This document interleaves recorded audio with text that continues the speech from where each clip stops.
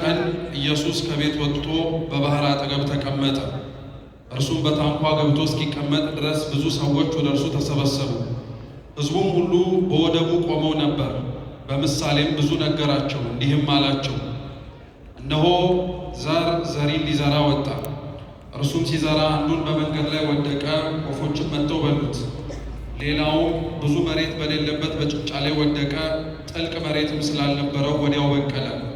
ፀሐይ በወጣ ጊዜ ግን ጠወለገ፣ ስርም ስላልነበረው ደረቀ። ሌላውም በእሾህ መካከል ወደቀ፣ እሾህም ወጣና አነቀው። ሌላውም በመልካም መሬት ወደቀ፣ አንዱም 100 ሌላውም 60 አንዱም 30 ፍሬ ሰጠ። የሚሰማ ጆሮ ያለው ይስማ ይላል።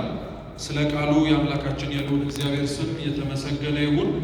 የሐዋርያው ቅዱስ ማቴዎስ ወንጌል ላይ ተጽፎ የምናገኘው ይህ የጌታችን የመድኃኒታችን ኢየሱስ ክርስቶስ ትምህርቱ ነው።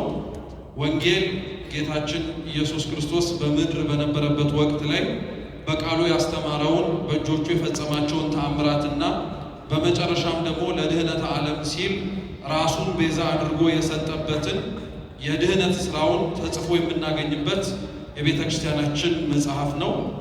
ወንጌላት በጥቅሉ ዋነኛ ዓላማቸው ስለ ክርስቶስ መስበክ። ስለ ክርስቶስ ወንጌል ግን ተጽፎ ከማንበባችን በፊት አስቀድሞ የተኖረ ነው። ልብ ብላችሁ አዳምጡኝ አደር።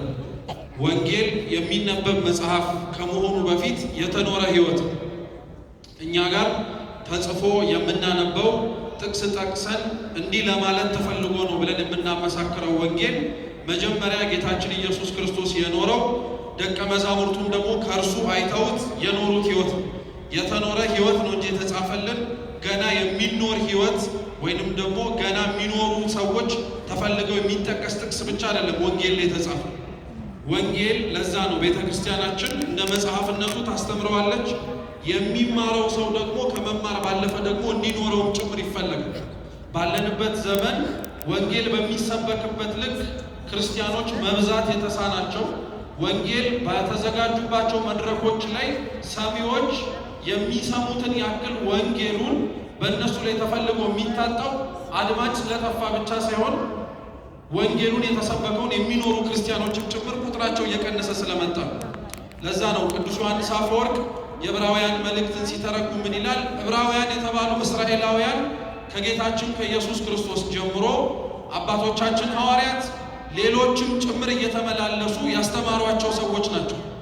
ግን እንደተማሩት መሆን ያቃታቸው እንደተሰበከላቸውም ጭምር ጌታችን ኢየሱስ ክርስቶስን ከማክበር ይልቅ ከፍ አድርገው ሰቅለውት የተገኙት እኚሁ ሕዝብ ነው።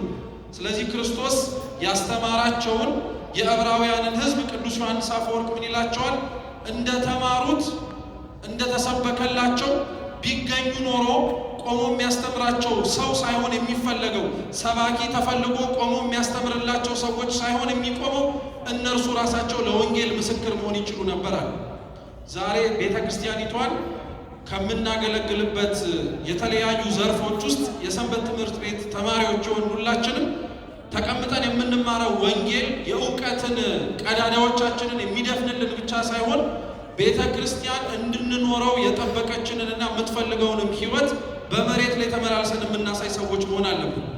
አኗኗራችንን ለሚመለከተውና ለሚያየው ሰው ግን እንደምታዩት በእኛ ምክንያት ወደ ቤተ ክርስቲያን ከመጣው ይልቅ የእኛን የምግባርና የእውቀት ጉድለት ተመልክቶ ከቤተ ክርስቲያን የወጣው ቁጥር በጣም ብዙ ነው። ለዛ ነው ቤተ ክርስቲያን ላይ የሚሰራ ማንኛውም ሰው ቤተ ክርስቲያንን ለማገልገልም ጭምር የሚፈልግ ሰው የነገ የትኩረት አቅጣጫዎቻቸው ልክ እንደ ትላንትናው ወደድንም ጠላንም ሰንበት ትምህርት ቤት ላይ ነው ወይም የትምህርት ተቋማት ላይ ነው መሆን ያለበት። የነገ የትኩረት አቅጣጫዎቻችን መሆን ያለባቸው ልብ ብላችሁ ስሙ። ትናንሽ አብያተ ክርስቲያናት ትላልቅ ትምህርት ቤቶችን መገንባት አለብን። ትናንሽ ትምህርት ቤቶችን ገንብተን ትላልቅ አብያተ ክርስቲያናትን በመስራታችን ዛሬ ብዙዎች ቅዱስ ቁርባን ሊገኙበት የሚገባው የቤተ መቅደሱ ቦታ የሚያስቀድሱ ምዕመናን ብቻ የሚቆሙበት ከሆነ ሰንብቷል። እንደምናየው የምንማረውም የምናስተምረውም የምንመረቀውም ለአገልግሎትም ጭምር ለመታየት በልብሰ ስብሐቶቻችን ከሰዎች ፊት የምንቆመው ልብ ብላችሁ አዳምጡ። የቀረ ወንጌል ኖሮ እኛ ለመስበክ ሳይሆን የተማርነውን ጭምር ለመኖር ለመታደል። ለዛ ነው ጌታችን ኢየሱስ ክርስቶስ ያስተምራቸው የነበሩትን ሕዝብ ይጠብቅባቸው የነበረው ፍሬ የእውቀት ብቻ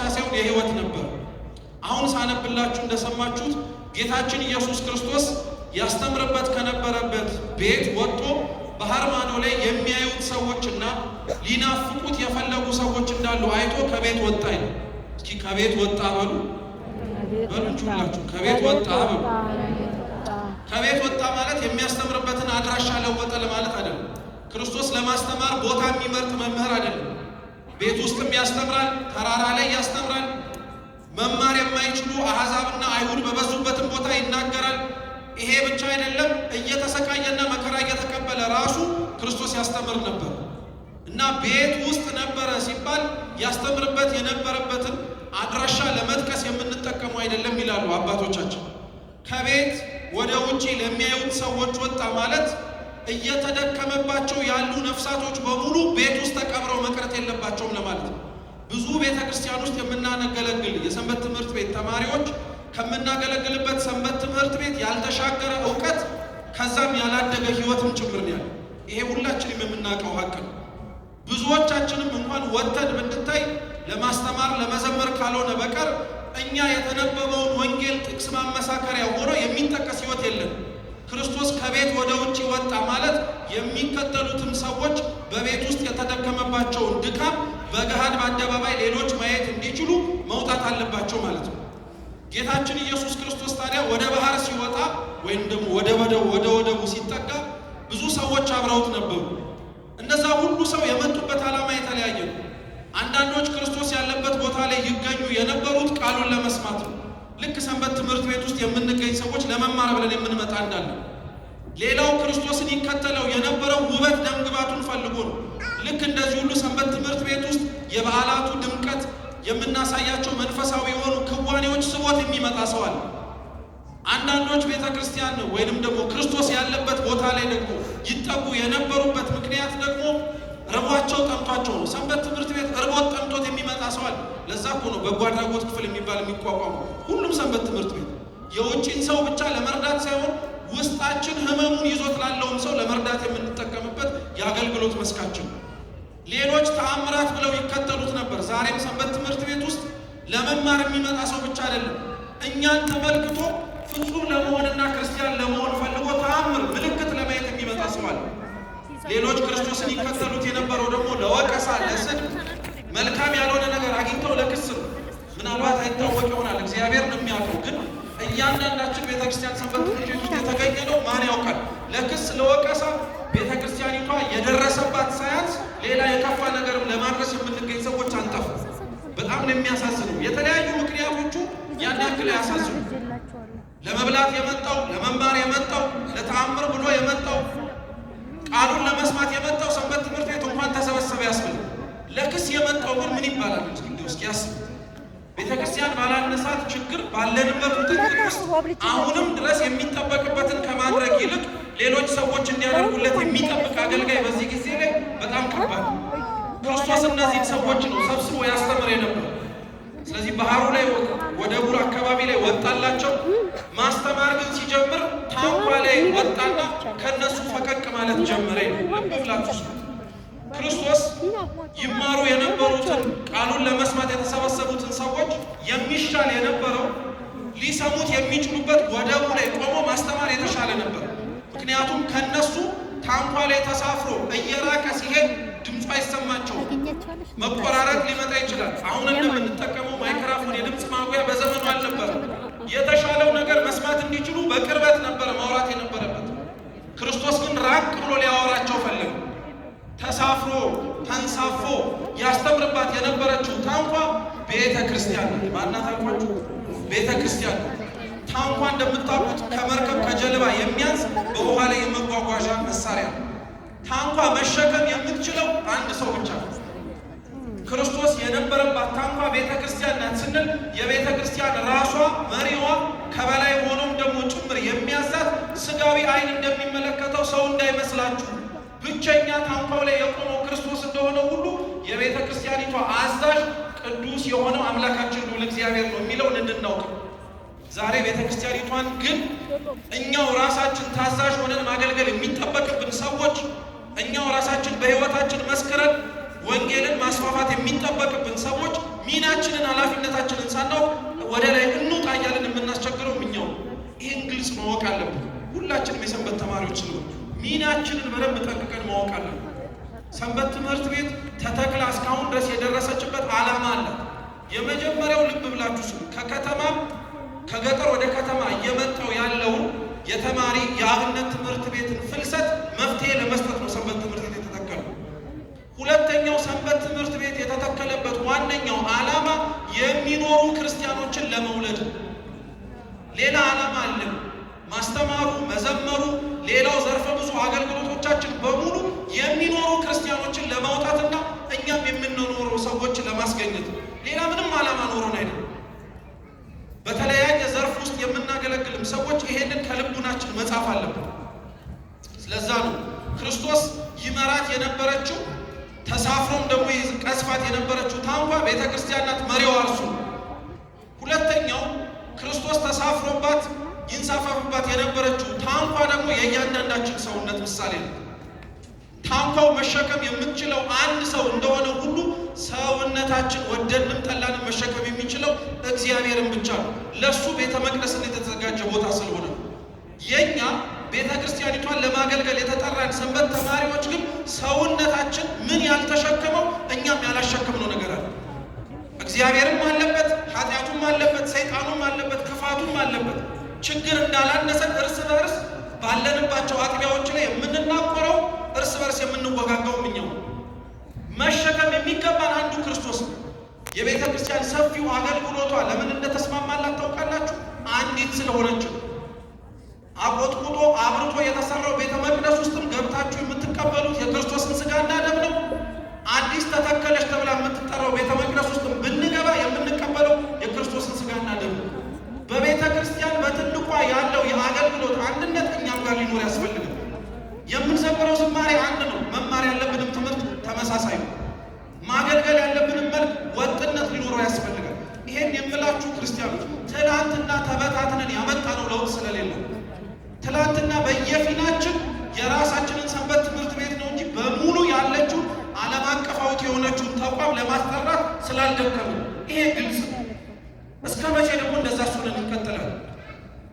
ሁሌም የእኛ ድምፅ ማህበራዊ ሚዲያ ላይ ብቻ በመጮህ ብቻ ነው መታወቅ ያለበት? ሁሌ የእኛ መሰባሰብ ጥምቀትና መስቀልን ብቻ ነው መጠበቅ ያለበት? አይደለም። እንደነዚህ አይነት መሰል ጉባኤያቶች ለማስመረቅ ለመመረቅ ብቻ የሚዘጋጁ አይደሉም። እርስ በርስ ያለንንም አንድነት ለማጠንከር የሚዘጋጁ ናቸው። በዚህ ጊዜ ላይ ክርስቲያኖች ሊያወጣን የሚችለው ሊታደገን የሚችለው እኛ እርስ በርስ ያለን አንድነት፣ እኛም ከእግዚአብሔር ጋር ያለን መስማማት ነው። ከዚህ ውጪ ሌላ መፍትሄ የለም። ከዚህ ውጪ ሌላ ሊታደገን የሚችልም ነገር የለም። እኛ ግን ስናየው ስንመለከተው እንደዛ አይደለም። ስለዚህ ለዛ ነው ክርስቶስ የቆመባት ታንኳ አንድ ነገር ነው የቻለችው። ሰውነታችሁ ክርስቶስን ብቻ ነው መሸከም ያለበት። ሰውነታችሁ ለእግዚአብሔር ብቻ ነው መታዘዝ ያለበት። ለስጋዊ ፈቃዳችን ለራሳችን መታየትና አምሮታችን ይሄ ሁሉ በኋላ ይደርሳል። ለእግዚአብሔር ብላችሁ የምትከፍሉለትና የምትሰጡት ዋጋ አገልጋዮች ጠንቅቃችሁ ማወቅ አለባችሁ። ሁላችን ነገ ላይ ብድራቱን እግዚአብሔር እጥፍ አድርጎ ነው የሚሰጠው። ዛሬ ለቤተ ክርስቲያን ብንደክምላት፣ ዛሬ ለሰንበት ትምህርት ቤቶቻችን ብንደክም እግዚአብሔር አምላክ በብዙ እጥፍ ነው አድርጎ የሚሰጠው። ለዛ ነው ክርስቶስ እየተንሳፈፈ ሕዝቡን ማስተማር ጀመረ። የምታውቁት ታሪክ ነው። ራሱን እንደ ገበሬ ዘርን ሊዘራ ወጣል። ዘሩ ቃለ እግዚአብሔር ነው፣ እናውቀዋለን። የማይመቹ መሬቶችም ላይ ተዘርቷል፣ ፍሬ የሚያፈራ መሬትም ላይ ተዘርቷል። የትኛውም ገበሬ እግዚአብሔር ስለሆነ ነው እንጂ የሚያደርገው።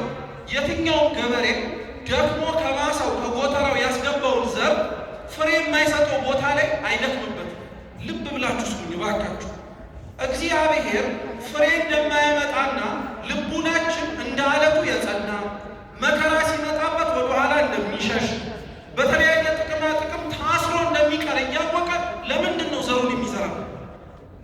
እባካችሁ እውነቴን እንምላችሁ ክርስቲያኖች፣ የልቡናችንን መደንደን እንደሚያሳዝንም በመከራ ወደኋላ እንደምንሸሽ እንደምናውቅ ጥቅማ ጥቅም ወደኋላ እያሰረ እንደሚያስቀረን እንደምናየው ገበሬው ሳያቋርጥ ክርስቶስ ግን የእኛ ሰውነት ላይ መድከሙ ሊያሳዝነን ያስፈልጋል። እግዚአብሔር ከእያንዳንዳችን እኮ ተሰብስበን በመጣንበት በእያንዳንዱ ሰንበት ትምህርት ቤት ለዓመታት እኮ ደክሞብን 50 ዓመት 60 ዓመት 70 ዓመት 100 ዓመት ያስቆጠሩ ሰንበት ትምህርት ቤቶች አሉ። ምን አስገኘን? ምን ለቤተ ክርስቲያን ያመጣነው ነገር ይሄ የመጀመሪያው የማስመረቅ የመመረቅ ጉባኤያችን መጀመሪያ ነው። ነገ ይሄንን በሚሊኒየም አዳራሽ ተሰብስበን ያዘጋጀነው የማስመረቅ የመመረቅ ጉባኤ ቤተ መቅደስ ውስጥ እየቆረብን መድገም አለብን። ሰዎች ሰንበት ትምህርት ቤትን ከዝማሬና ከትምህርት ውጪ መለየትና ማየት አለባቸው። ያ የኛ የቤት ስራ ነው። በዋሉበት እየዋልን በተገኙበት እየተገኘን ሰው በፈሰሰበት እየፈሰስን መኖር አንችልም። አገልግሎት ዋጋ ያስከፍለናል። ይሄን ጠንቅቀን እንወቅ። በየዘመናችን የተለያየ ዋጋ የምንከፍልለት ነገር አለ።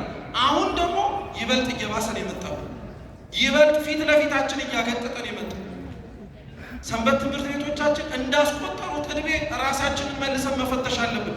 ምን ያፈራነው ፍሬ አለ? ህንፃዎቻችን፣ የመማሪያ ትምህርት ማስተማሪያዎቻችን ሁሉም ጥሩ ነገሮች ናቸው።